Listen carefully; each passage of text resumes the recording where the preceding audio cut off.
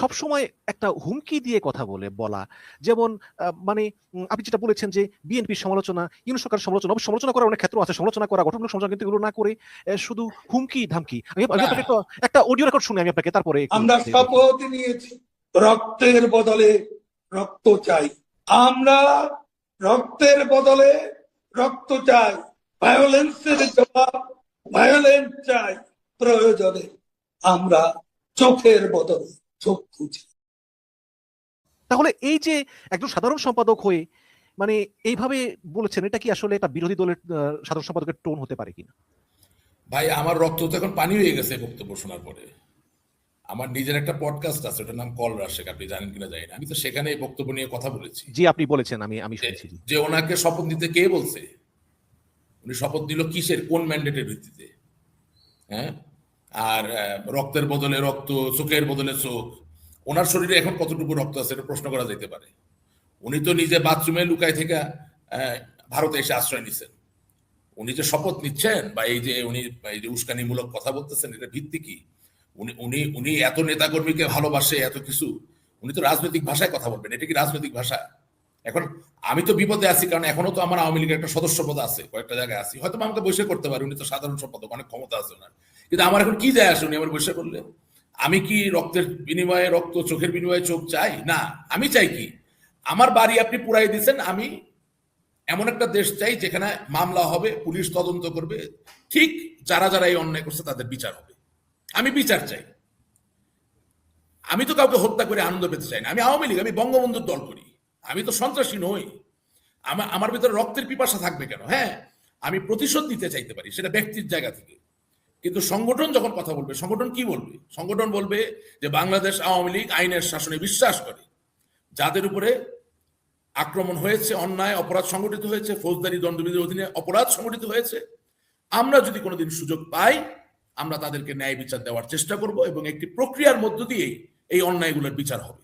এই ভাষায় আপনি কথা বলবেন। আপনি এখন জিজ্ঞেস করলে, সেদিন একজনকে জিজ্ঞেস করছে এই বক্তব্য দিয়ে, বলে এটা নাকি পলিটিক্যাল রেথরিক। আচ্ছা ভাই, পাশার চামড়া উঠাই ফেলতেছে, বলে পলিটিক্যাল রেথরিক। এটা কোনো কথা? আপনি যে এত এক্সপেরিমেন্ট করতেছেন, এত ট্রায়াল এন্ড এরর করছেন, এ করার কি সুযোগ আছে? একটা দেশের অস্তিত্ব নাই হয়ে যাচ্ছে কেন? আপনাকে বলি, একটা দেশে এত বড় রাজনৈতিক দল যদি সক্রিয় না থাকে, সেই দেশে অস্তিত্ব থাকতে পারে না। যেভাবে ডেমোক্রেসি চলতেছে, সেই দেশে গৃহযুদ্ধ হবেই। আইনের শাসন প্রতিষ্ঠিত না হইলে ওই দেশে গৃহযুদ্ধ ছাড়া অন্য কোনো বিকল্প নাই।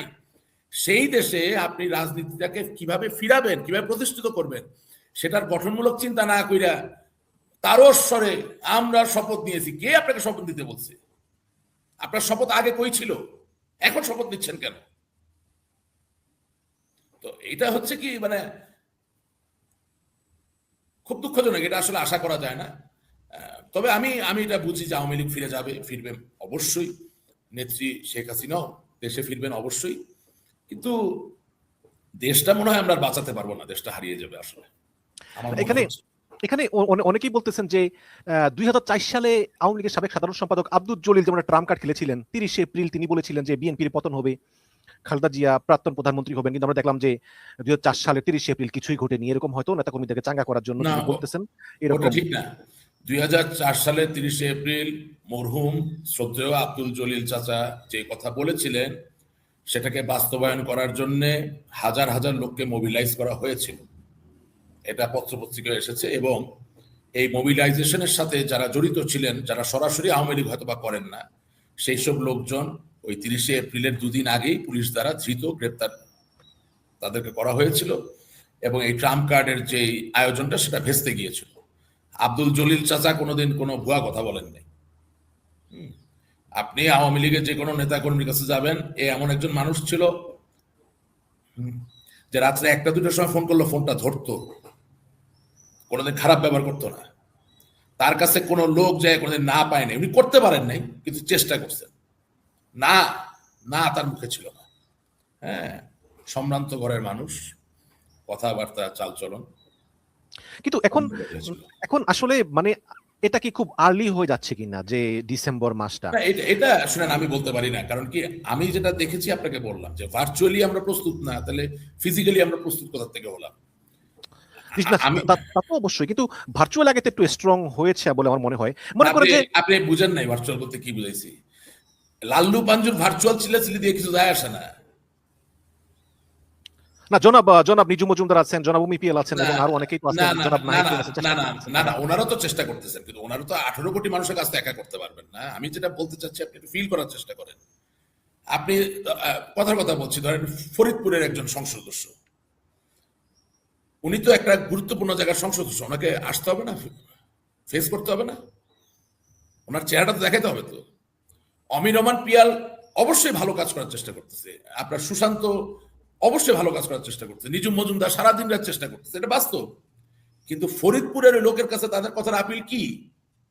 ইন জেনারেল আপনাকে ওরা মোটিভেট করতে পারছে, আমিও করতে পারছি হয়তো বা কম বেশি, কিন্তু আমার কথার মূল্য আমার পিতৃভূমিতে যত না মূল্যবান, আমার কথার মূল্য তো টেকনাফে অত মূল্যবান কিন্তু হওয়ার কথা না। জনাব রাশেক রহমান, আমি সেই ফরিদপুরের এমপির পক্ষ হয়ে একটা কথা বলি, সেটা হচ্ছে যে জনাব রাশেক রহমান সাহেব, আপনি বিদেশে আছেন, আপনি অনেক কথাই বলতে পারেন, আমরা দেশে আছি, আমাদের নিরাপত্তা নাই। মনে করেন যে আওয়ামী লীগ 30% থাকলেও বিএনপি জামাত মিলিয়া বাকি 70%, আমরা রাস্তায় নামলে আমাদেরকে মারবে, আমাদেরকে জেলের ভিতর ঢুকিয়ে রাখবে, আমরা আমরা দেশে আছি, আমাদের কষ্টটা আপনি বোঝেন না বলে আপনি এগুলো বলতেছেন। না, যদি আমি তো দেশে থাকা এমপি কে বলি নেই ফেস করতে, আমি তো এক্স্যাক্টলি জানি কোন এমপি কোন দেশে আছে। তাহলে বিদেশে থেকে আমি সোশ্যাল মিডিয়া ছাড়া কিভাবে ফেস করব? হ্যাঁ, তো কেন করছেন না? আমি তো সেটাই বললাম যে বিদেশে আওয়ামী লীগের যে নেতা এবং এমপিরা আছে তারাই তো সোশ্যাল মিডিয়া ফেস করছে না,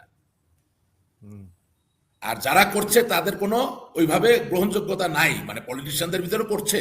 হ্যাঁ, এখন ধরেন যিনি নমিনেশন বাণিজ্য কইরা বড় নেতা হয়েছে, উনি এখন সোশ্যাল মিডিয়ায় সারাদিন যত কথাই বলুক কেউ তো গায়ে লাগাবে না, কিন্তু ওনার জায়গায়ও তো একজন সলিড জনপ্রিয় আওয়ামী লীগের নেতা আছেন যিনি সোশ্যাল মিডিয়ায় কথা বলতে পারেন, কিন্তু তিনি কেন কথা বলছেন না এটা তাকে জিজ্ঞেস করতে হবে না? নিশ্চয়ই কোন একটা কারণে কথা বলছেন না। তার মানে কি, যে সেই কারণটা তো সাংগঠনিক এবং রাজনৈতিক হওয়ার কথা। তার মানে রাজনৈতিক এবং সাংগঠনিক প্রস্তুতি আমার চোখে এখনো যথেষ্ট নয় নিরাপদে আসার ক্ষেত্রে। আসতে চাইলে তো আসতেই পারেন, প্লেনও তো লাগে না, বেনাপোল দিয়ে হাইটে ঢুকে যেতে পারেন বাংলাদেশে, তাই না?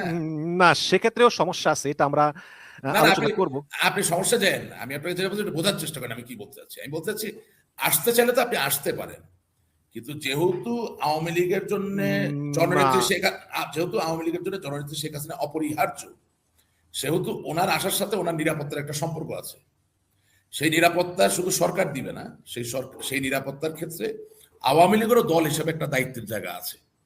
আওয়ামী লীগ যেহেতু পুলিশ নয়, সেনাবাহিনী নয়, তাই আওয়ামী লীগের সাংগঠনিকভাবে ভার্চুয়াল এবং ফিজিক্যাল, অর্থাৎ ফেসবুক, ইন্টারনেটের যে ভুবন সেখানে এবং বাস্তবতার যে ভুবন, উভয় জায়গায় উপস্থিতিটা শক্তিশালী করা দরকার।